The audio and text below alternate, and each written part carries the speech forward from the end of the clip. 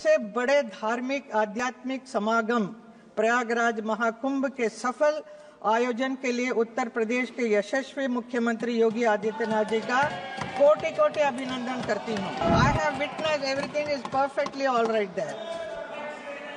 Yes, I have seen it. I have been there.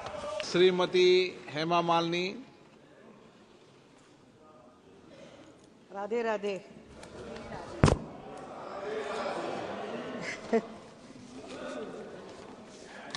To 2005-06 के budget पर सदन में चर्चा हो रही है। इस विषय में मुझे भी भाग लेने का अवसर मिला है। इसके लिए आपका मैं बहुत बहुत धन्यवाद प्रकट करती हूँ। सबसे पहले मैं कहना चाहूँगी, दिल्ली में जो हुई है जीत, इसके लिए मैं हमारे पार्टी भारतीय जनता पार्टी के सभी नेताओं और कार्यकर्ताओं सभी को बहुत बहुत शुभकामनाएं, बधाई देती हूँ। मैं महोदय, वित्त मंत्री निर्मला सीतारामन जी मोदी जी के सरकार में नारी शक्ति का प्रतीक तो है, साथ ही ग्लोबल लेवल पर भी आज वो भारत की नारी शक्ति का गौरव के साथ रिप्रेजेंट कर रही हैं। एक महिला सांसद के नाते मुझे उन पर बहुत ही गर्व है। निर्मला जी का ये लगातार 8वां बजट है, जो एक रिकॉर्ड है। उनके इस असाधारण उपलब्धियों के लिए मैं उन्हें बहुत बहुत बधाई देती हूँ। भारत आज दुनिया का सबसे तेज गति से विकसित हो रहा देश है। प्रधानमंत्री श्री नरेंद्र मोदी जी के मार्गदर्शन में वित्त मंत्री निर्मला जी ने जिस प्रकार इस संकट काल में, कठिन परिस्थितियों में देश की अर्थव्यवस्था को टॉप पर लेकर आई हैं, उसके लिए मैं उन्हें बहुत बहुत बधाई देती हूं। और उन्हें इतना ही कहना चाहूंगी कि जलाने वाले जलाते ही हैं चिराग आखिर, ये क्या कहाँ की हवा तेज है जमाने की। अध्यक्ष महोदय, महाकुंभ के विषय में कुछ बोलना चाहूंगी। मैं उत्तर प्रदेश से सांसद हूं, जहां तीर्थराज प्रयाग में भारत की महान सांस्कृतिक परंपरा का महाकुंभ चल रहा है। इस महाकुंभ में भाग लेने के लिए देश विदेश से करोड़ों लोग यहां आकर स्नान करने के लिए आ रहे हैं।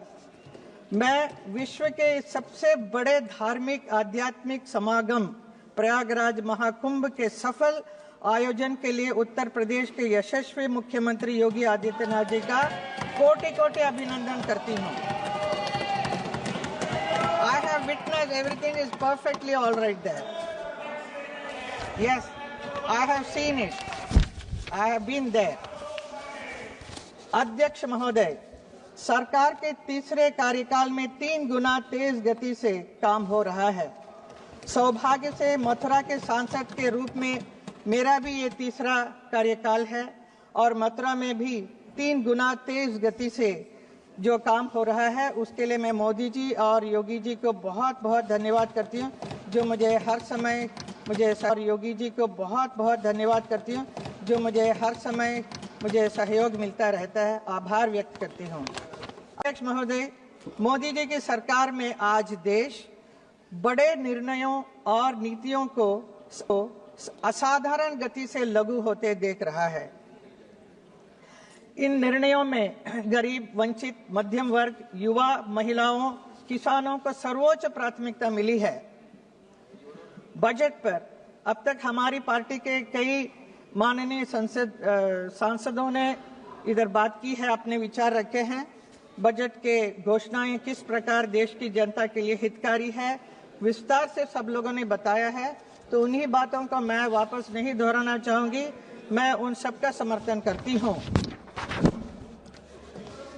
बजट के कुछ फ्यू पॉइंट्स है जिसमें मैं कहना चाहूंगी।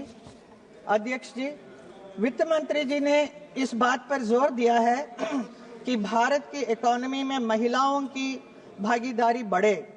उन्होंने 70% महिलाओं का आर्थिक गतिविधियों से जुड़ने के लिए कदम उठाने की बात की है। मैं देश की अपनी नारी शक्ति से यही कहना चाहूंगी, तुम्हारे हौसले अधूरे हैं, उड़ान बाकी है। ये तो सिर्फ थोड़ा है, आसमान बाकी है। नाम तेरा भी होगा, काम तेरा भी होगा, अभी तो तुम्हारी पहचान बाकी है। एजुकेशन सेक्टर की बात करें तो अगले 5 वर्षों में सरकारी स्कूलों में 50,000 अटल टिंकरिंग लैब की स्थापना और भारत नेट परियोजना के अंतर्गत ग्रामीण क्षेत्रों में सभी सरकारी प्राथमिक स्कूलों में ब्रॉडबैंड कनेक्टिविटी बहुत अच्छा कदम है। हेल्थ सेक्टर में कैंसर की 36 मेडिसिन पूरी तरह से ड्यूटी फ्री कर दी गई है। अगले 3 वर्षों में सभी जिला अस्पतालों में ये डे केयर कैंसर सेंटर स्थापित करने की सुविधाएं प्रदान करने का निर्णय किया गया होगा। यूथ सेक्टर में बजट में देश के युवा के लिए स्टार्टअप के लिए लोन सीमा को 10 करोड़ रुपए से बढ़ाकर 20 करोड़ रुपया किया गया है। अध्यक्ष महोदय, टैक्स विषय में इस बजट में एक हिस्टोरिकल और पॉपुलर घोषणा की गई है, जिससे पूरे देश के मिडिल क्लास और सैलरी क्लास के बीच खुशी की लहर दौड़ रही है।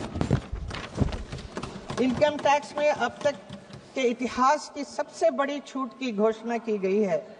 इससे देश के मिडिल क्लास और सैलरी क्लास के बहुत राहत मिली है।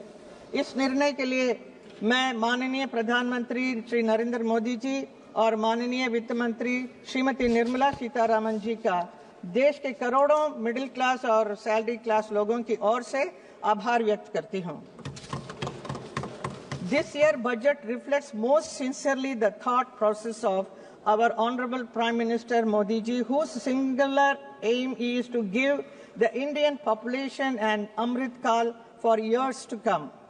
The wealth creators to the economy are also not looked down upon as filthy rich. Tax the rich and feed the poor slogan has been completely erased. महोदय, हम सबको गर्व होना चाहिए कि हमारे देश में पहली बार ऐतिहासिक world audio visual entertainment summit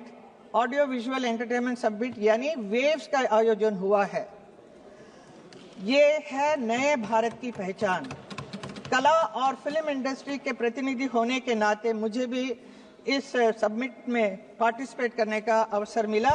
प्रधानमंत्री जी के साथ इस अवसर मिला था। इसके लिए मैं हमारे प्रधानमंत्री और आईएमबी मिनिस्टर अश्विनी वैष्णव जी का आभार व्यक्त करती हूं। अध्यक्ष जी यमुना हमारी महान आध्यात्मिक परंपरा और संस्कृति में यमुना मैया की आध्यात्मिक महत्व है, मथुरा वृंदावन की पहचान है, जीवन रेखा है।